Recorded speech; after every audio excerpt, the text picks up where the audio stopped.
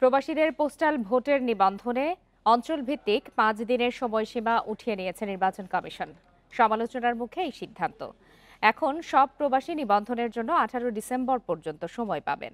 এদিকে শনিবার রাজধানীতে মক ভোট হবে এবং এটি করবে ইসি, যেখানে একই দিনে থাকবে গণভোট ও সংসদ নির্বাচনের আয়োজন। বুধবার সামাজিক যোগাযোগ মাধ্যম টিকটকের সঙ্গে বৈঠক শেষে এসব কথা জানান ইসি সচিব। সবকিছু ঠিক থাকলে পোস্টাল ভোট সম্পন্ন করার জন্য ইসির হাতে সময় আছে ২ মাসের মতো। এর মধ্যে প্রবাসীদের নিবন্ধন, ব্যালট পাঠানো সহ কয়েক ধাপের কাজ শেষ করতে হবে। কাজের সুবিধায় ১৯ নভেম্বর থেকে শুরু হওয়া নিবন্ধন কার্যক্রমে বিশ্বজুড়ে ৮টি অঞ্চলের প্রতিটির জন্য ৫ দিন করে সময় বেঁধে দেয় কমিশন।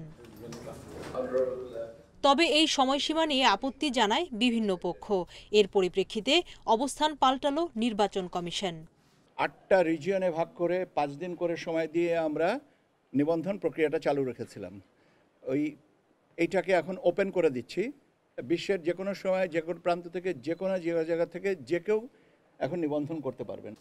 ইসি সচিব আরও জানান, প্রস্তুতি হিসেবে শনিবার রাজধানীর শেরেবাংলা নগর বালিকা উচ্চ বিদ্যালয়ে মক ভোট হবে। সেদিন একই সঙ্গে গণভোটের ব্যবস্থাও থাকবে। এদিকে বৈঠক শেষে টিকটক কর্তৃপক্ষ জানায়, নির্বাচন ঘিরে তাদের প্ল্যাটফর্মে অপতথ্য ছড়ালে ব্যবস্থা নেওয়া হবে।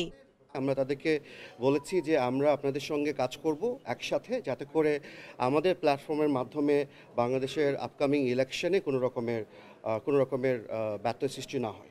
এআই ব্যবহার করে অপতথ্য ঠেকাতে আরও কিছু পদক্ষেপ নেওয়ার পরিকল্পনা রয়েছে ইসির। সুলতানা জাহান মিতু, ইন্ডিপেন্ডেন্ট নিউজ, ঢাকা।